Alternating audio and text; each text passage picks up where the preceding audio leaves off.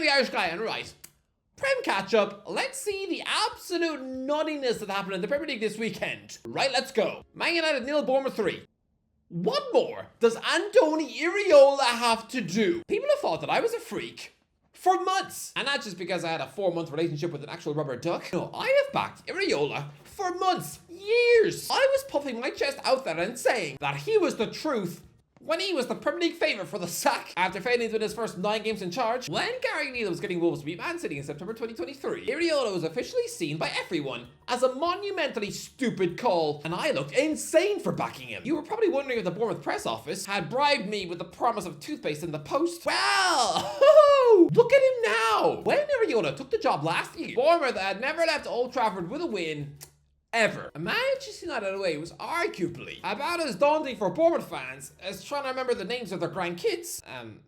Bournemouth fans feel like they're old. I mean, come on, it's a retirement village by the sea. You try and imagine your typical Bournemouth fan. Yeah, I know, it's some wrinkly old man who needs his daughter to match up his porridge with a spoon. Somebody who can still remember taking their first crush to go and see Jaws. So yes, even these 70-year-old men, they have all been around forever and yet had never seen a win at the Theatre of Dreams. Every coach trip was so daunting. Every time they even set foot on a Manchester tram on their way to the match, they probably felt like ponies being marched towards a slaughterhouse, knowing that within 20 minutes they'd wind up in a burger bun. Yeah, Iraola has won 3-0 at Manchester United twice in a row. Sorry, last year's 3-0 win looked immense, a once-in-a-lifetime achievement for the club, but since then, you've sold your talismanic goal machine, whilst Manchester United have opted to replace their mouldy old failure of a coach with one of the most promising ones in world football, somebody who just left the Etihad with the win last week, and yet Iraola repeats the trick again? It's like Usyk beating Fury twice in a row, making Tyson's decision to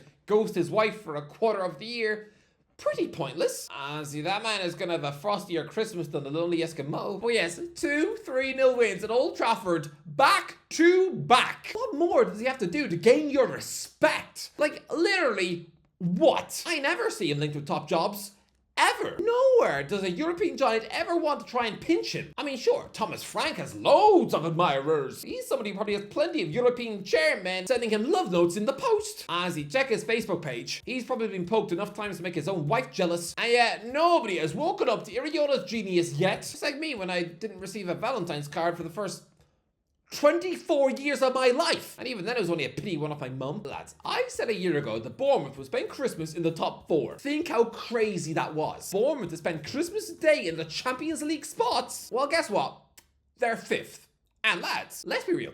Chelsea will win the Europa Conference League. There will probably be 7 English teams playing knockout European football in February. So yes, England are likely to be given 5 Champions League spots. So yeah, technically, I was right. What more does Iraola have to do to get attention? What, does he have to gate crash a Ballon d'Or ceremony to kiss the UEFA president on the mouth? Iraola is an unbelievable manager. And I'm going to say this now, and it hurts me to say it a little bit. This feels a bit like insulting your own mum, but Iraola is the most talented manager Bournemouth have ever had. Well, that's the level of disrespect in the media. Even now, after conquering Old Trafford for the 2nd time. Look at this. Recruitment has been absolutely fantastic. Yes. And there were many people who questioned Andre Iraola coming in. Andre Iraola. He's not a nipple mate. Even now, the actual presenter on Match of the Day can't even be bothered to get his name right. Who the hell is Andre? This is the stupidest thing Shay Given has heard since Thursday night. I'll tell you this now. I was a winger who did not pass the ball. Incredibly selfish. And that's not a bad thing. Nah, listen, you know what? I know Aidan McGeady is a thing, so it can happen. It can. But listen, I'll tell you now, I would have never been a pro. That was weird. But as for Man United, yeah, this is embarrassing. Ruben Amorim needs a complete overhaul because these current players, they ain't gonna do it for him. We get it, okay? They clearly can't cope with his training methods. They don't understand how to play in the 3-4-3 system. Honestly, lads, for Manchester United's last 2 home matches with Bournemouth to read Manchester United 0, Bournemouth 6? Wow. Aston Villa 2, Man City 1. So, Morgan Rogers scored. Yelp. But don't worry, Luke Pingu did not predict the score. To be fair though, he did get the scoreline bang on. So I'm going to go for a nice 2-1 Aston Villa. Yeah, okay, not a good start for me, but to be fair lads, I didn't get any scores bang on this weekend, no, but I still squeaked 37 points, while Pingu, the ultimate quizmaster of football YouTube, 25 points. But that's what happens when you're backing a crippled James Milner to score. Lads, I finished second bottom on his leaderboard after being stitched up. So guess what, lads? Now we've tricked him into finishing second bottom of mine. Feast on that, Pingu, if that is your real name. Probably not. Look, Man City are dreadful right now. This is official meltdown territory. I mean, come on, lads. Of their last 8 Premier League games, they're 19th in the form table. This complete collapse almost beggars belief. This is now 9 defeats in 12 matches. Can we call this the biggest ever collapse by the reigning Premier League champs? He has finally taken Jose Mourinho's crown because, lads, Jose was chased out of Chelsea after 9 defeats in his last 21 games in charge. Yeah. 21. Pep squeezed 9 defeats into 9 less games, and yet people talked about Jose as if he had completely lost the plot. That back in 2015 he was probably having to leave work early to go home and shout at gerbils in his house. That he was now psychologically insane to such a point that his wife probably had to confiscate his laptop to stop him googling nude photos of the Teletubbies. Well, as this Man City team are on a much worse run than that Chelsea side in 2015. Some of their defending at Villa Park was truly woeful. And lads, it says it all that this was Jack Grealish's first start at Villa Park since he left.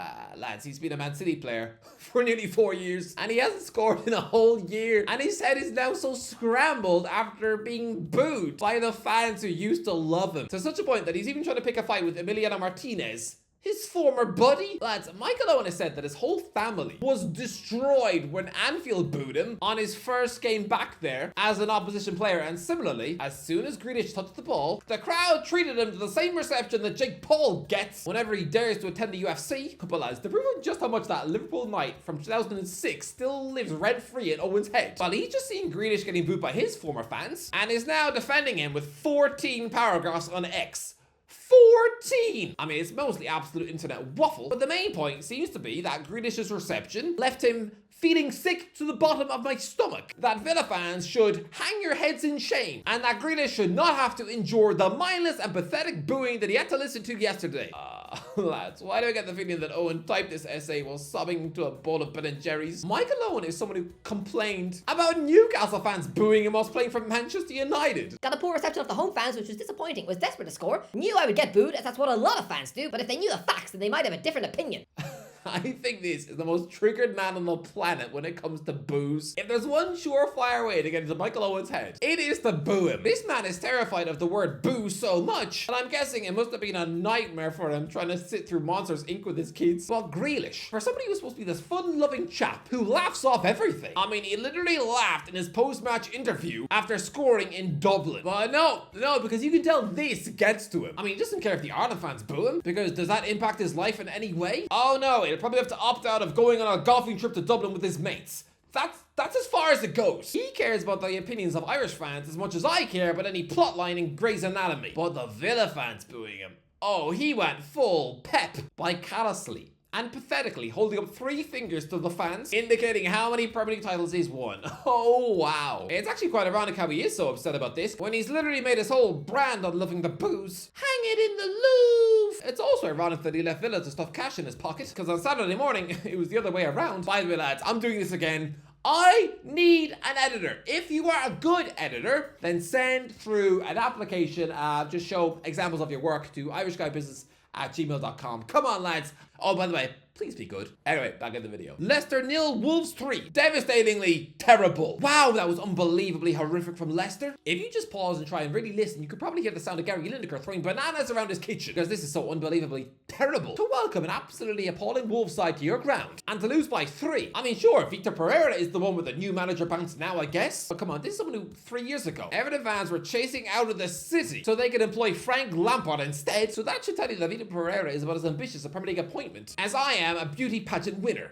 I'm sorry, I look like if you shaved a horse. And yet Van Nistelrooy is getting utterly schooled by some journeyman coach you just pinched from Al-Shabaab. Look, I should like Pereira because this man is basically an apple sprouting from my favorite football tree. It means that Pereira was once the assistant to someone who was once the assistant to someone who was once the assistant to Sir Bobby Robson. Yeah, because this man used to, I don't know, bake gingerbread men for Andre Villas-Boas in between training sessions at FC Porto, then I should probably back this guy, but no. When European coaches finally choose to step away from top-level competition to go and snatch the bag in China, Japan, Saudi, Qatar, it changes them forever. I mean, Nuno Santo is a rare exception, but look at Rafa Benitez. He walked out of Newcastle United with his head held high. He was even linked with the Arsenal job. He goes to China and comes back a diluted shell who couldn't even hang on to jobs at Everton or Celta Vigo past 6 months. I mean, this is one of the most astute European coaches in the world. The original Unai Emery. And yet, since returning from Chinese football, he's just someone with the tactical ideas of a Polish penguin. Well, Pereira, he gave up on his ambitious career 12 years ago, joining Al Ahly in 2013. This guy has been a money-loving mercenary for that long. So no, I don't think he's up to scratch in the Prem. So Van Nistelrooy, you have no excuse for this result. Has your new manager bounce dried up that quickly? I mean, Wolves scored one of the most inexplicably laughable goals I've ever seen in my life. Here's the ball getting diagonally pinned by Matt Doherty to the left. It's dropping right in front of James Justin to obviously head the ball clear, but he chooses to get out of the way. Sorry, JJ, this is your job. And you're flinching like some scaredy cat watching the fourth Saw film? Okay, but this is still bouncing at an awkward height for Rodrigo Gomez. But he still scores with his chest. Yeah, the bloke lightly chests it into the net from 10 yards out. How? Just how? I'll tell you how. Because Danny Ward crumbles to the floor like a popped SpongeBob balloon. So yes, in order for this to go in, you had to have 2 Leicester City players jumping out of the way. Gomez been able to score that far out with a chest control. Oh, just stop. Tottenham 3, Liverpool 6. Am I the only one who feels incredibly bad for Fraser Forster? Look, when Spurs scoring past Manchester United in the League Cup midweek, the change room would have been totally bouncing, right? All except one player, because they won that match in spite of Forster, who honestly spent that match looking like a drunk 8-year-old trying to kick balloons around his bedroom. His kicking was atrocious and conceded 2 of the worst goals in human history. So imagine royally embarrassing yourself at Sky Sports midweek, and then a few days later, you're conceding 6 at home to Liverpool, again on the telly. Millions of people have witnessed a 36-year-old Forster playing like a big bag of onions. This is someone who's a typical old-fashioned goalie who happens to be rubbish with his feet. And so asking him to play in this ultra-modern way is a bit like asking your granddad to rap. This guy used to be a solid mid-table goalie about 10 years ago, but now, I promise you, he would not start for a single Premier League side. This is a guy who's only been chucked into the first team this month, and yet he's now conceded 16 goals this month and 22 all season. 22 goals have flown past this chump. Somebody who should be making Wednesday Addams her tea. This is always going to be a disaster, but as for Liverpool, again,